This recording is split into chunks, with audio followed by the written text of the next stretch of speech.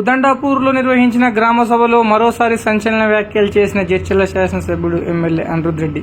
నాకు పార్టీ కన్నా ఎమ్మెల్యే పదవి కన్నా నిర్వాసితులకు న్యాయం చేయడమే ముఖ్యం. ఎమ్మెల్యే కాకముందు నుంచి ఎమ్మెల్యే అయి అసెంబ్లీ అడుగుపెట్టిన తర్వాత కూడా మొదటి మాట ఉదండపూర్ కోసమే మాట్లాడాను. ఇప్పుడు ఎమ్మెల్యే ఏం మాట్లాడాడో వినండి.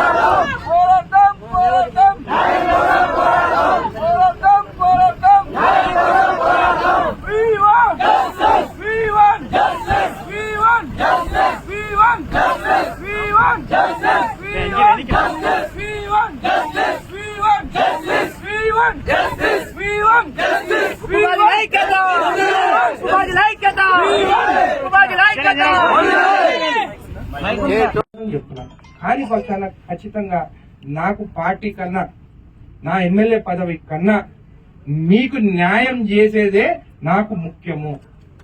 ఇప్పుడు గతంలో ఏ రాజకీయ నాయకుడు ఉదండపూర్కి రాలేదు, వచ్చి చెప్పలేదు, వాళ్ళ ఫామ్ హౌస్ లో గెలుచుకున్నారు. కానీ నేను మీ దగ్గరకు వచ్చినాను మీ బిడ్డగా, మీకు న్యాయం చేసేదాని కోసము. రోజు మీ గురించి ఆలోచించి నిద్ర కూడా పడుతుంది. ఎట్లా పెంచుకోవాలని ఖచ్చితంగా నేను పెంచిపిస్తాను, న్యాయం జరుగుతుంది అని చెప్పి మీకు మాట ఇస్తున్నాను. లేని పక్షాన మీరే శిక్షించండి అనుకున్నాను, కాకుంటే నన్ను శిక్షించండి అని చెప్తున్నాను. కానీ ఖచ్చితంగా గెలిసే మీ దగ్గరకు వస్తానని చెప్పి మీకు తెలియజేస్తూ మీకు ధన్యవాదాలు. రేపు రీసర్వే అయిన తర్వాత ఎంతమందికి మీరు ఆమోదం తెలుపుతారో గ్రామంలో వాళ్ళకందరికీ అవార్డు పాస్ అవుతుంది. ఎవరికైతే పెండింగ్ ఉంటుందో మిమ్మల్ని కలెక్టర్ దగ్గర మీటింగ్ పెట్టి ఆ పెండింగ్ వాళ్ళకి నిజాయితీగా వాళ్ళకి ఇవ్వాలా లేదా అనేది కూడా నిర్ణయం అక్కడ జరుగుతుంది. నేను ఎందుకు వస్తలేను మీ దగ్గరికి ఎక్కువ అంటే, నేను వస్తే మీరేమంటారు కాంగ్రెస్ పార్టీ అంటారు, వేరే వస్తే వేరే పార్టీ అంటారు.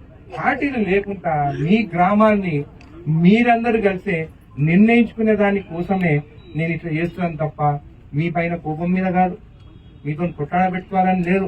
మీకు అన్యాయం చేస్తే నాకేమొస్తుంది, మీకు మంచి చేస్తేనే కదా నాకు మంచి పేరు వస్తుందని చెప్పి ఇంతకుముందు రావద్దు అనుకున్నా. ఇక్కడ నిజంగా చెప్తున్నా, రావద్దు అనుకున్నా. ఎందుకు రావాలి, గ్రామానికి పోయినా చెప్పినా వచ్చినా. కానీ మీకు అన్యాయం జరిగింది ఏమన్నా కానీ మీకు చెప్పుకునే బాధ్యత నాది. ఎమ్మెల్యే కాగానే మైక్ పట్టుకోగానే ఉదండపురం మాట్లాడినా.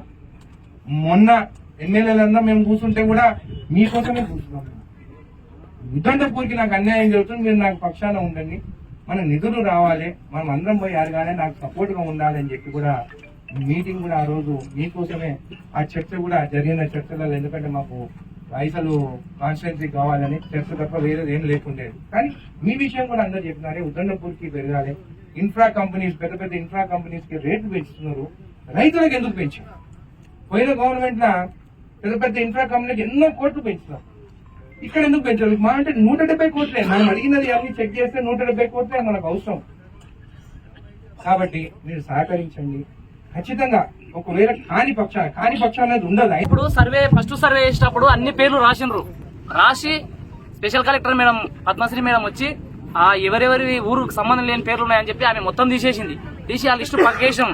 అయితే ఇప్పుడున్న కాంగ్రెస్ నాయకులు ఖచ్చితంగా వాళ్ళ పేర్లు అందులో ఎంట్రీ ఉన్నాయి ఇప్పుడున్న దాంట్లో. అదే బీఆర్ఎస్ వాళ్ళని కాకుండా మొత్తం తీసేసినా కూడా ఇప్పుడు ఆ పేర్లు లిస్టు ఎమ్మెల్యే ముందర పెట్టి ఆయనకు అవగాహన లేదు, ఎవరు ఏందని ఆయనకు తెలియదు. కాబట్టి ఆయన ఇచ్చిన పేర్లు చదివి ఏదో బీఆర్ఎస్ మీద బురద పోసి అనుమాతం ఏదో రైతుల మీద మామ అని చెప్పి ఏది గ్యారంటీ లేకుండా అసలు చెప్పేది ఏదైనా ఉందా? 2 మాటలు చెప్తున్నాడు, పోతున్నాడు. అవును నేనున్నా 6 నెలలు నేను పైసలు ఇస్తా, ఇవ్వకపోతే నేను మీ అండగా ఉండా, పని బంద్ చేద్దామని చెప్పి ఏది చెప్పి మరి దీక్ష విరమింపు చేసి పోవాలి కదా. అవన్నీ ఏవి లేవు, ఏదో 2 మాటలు వచ్చి మామ అని చెప్పి వెళ్ళిపోతున్నాడు. దీనికి మేము దీక్ష అయితే విరమించము, పని జరగనీయము. ఎందుకంటే సరే అవినీతి చేసి ఎవరైనా ఉంటే అట్లా జైలు పంపింది, దాన్ని మేము కూడా ఒప్పుకుంటాం. ఎమ్మెల్యే మాటలకు మేము కాదనము. ఏదున్నా సరే కాంగ్రెస్ లేరు, ఇప్పుడు కాంగ్రెస్ లో కూడా ఉన్నారు. ఎంతమంది ఉన్నారు ఆల్రెడీ వాళ్ళ ఆడపిల్లలు అయ్యి ఎవరెవరు ఎక్కడెక్కడ ఉన్న పేర్లు రాసిరు, వాళ్ళ పేర్లు బయట పెడతలేరు. ఎందుకంటే ఇలా దీక్ష ఉన్నాం కదా, వీళ్ళకి మంట పెట్టాలని చెప్పి మంట పెడుతున్నాడు ఎమ్మెల్యే. ఇది ఎంతవరకు న్యాయము? ఎంత మంట పెట్టినా మాత్రం విరమించేదైతే లేదు. ఇప్పుడు ఏకదం అందరిని కూర్చోబెట్టుకుని ఊరు మొత్తం గ్రామ ప్రజలను కూర్చోబెట్టుకుని పేర్లు చదివితే ఎవడేందని చెప్తారు. కాంగ్రెస్ నాయకుల కాడ కూర్చొని అనుమానం వాళ్ళ కాడ చెప్తే మాత్రం కాదు అది. ఇది మొత్తం ఇది ఎమ్మెల్యే వాళ్ళని తప్పుదో పట్టించి ఎమ్మెల్యే ఏదో చెప్పిపోతున్నాడు. కానీ పని మాత్రం విరమించము. మాకు అందరికి 18 సంవత్సరాలకు ఎంట్రీ కావాలి, పెళ్లిళ్ళకి ఎంట్రీ కావాలి. ఇప్పుడున్న స్ట్రక్చర్ వాల్యూ కానీ, అడుగు జాగా పైసలు కానీ, మరి ప్యాకేజీ కానీ 25 లక్షలకు జీవో ప్రకారం మాకు కలెక్టర్ నుంచి అప్రూవల్ వస్తేనే పని విరమిస్తాము, లేకపోతే ఏది విరమించము. అదే విధంగా మరి R&R ప్యాకేజ్ కూడా స్పీడ్ గా నడగాలి పనులు. ఏదో కుంటి ఏదో 2-3 బండ్లు పెట్టి టెంట్ వేసినంత మాత్రం ఇప్పుడు 2-3 రోజులు అయితే పని నడుస్తుంది. మేము ఈ టెంట్ ఇప్పుడు వీక్నామనుకో మళ్ళీ ఎప్పటిలాగా ఏడేసిన కొంగడు ఆనే ఉంటది. అందుకోసం మేము దీక్ష విరమించేది ఏం లేదు. ఎమ్మెల్యే మా మీద కేసులు పెట్టినా పర్లేదు, ఏం చేసినా సర్వలేదు.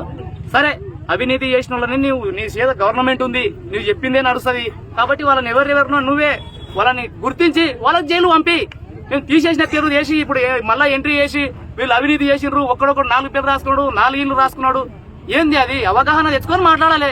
ఎవడో ఒకడు అనుభవం లేనివాడు తీసుకొచ్చి పేర్లు ముందర పెట్టినంత మాత్రం నువ్వు అందరినీ బదలాం చేయడం కరెక్ట్ కాదు. ఎమ్మెల్యే గారు, మీరు కరెక్ట్ ఆలోచన చేసి మంచిగా కూర్చొని కలెక్టర్ ఆఫీస్ లో కూర్చొని ఏం జరిగిందో మొత్తం వివరించి తెలుసుకో. ఫస్ట్ నీకు ఏం తెలియనట్లుంది.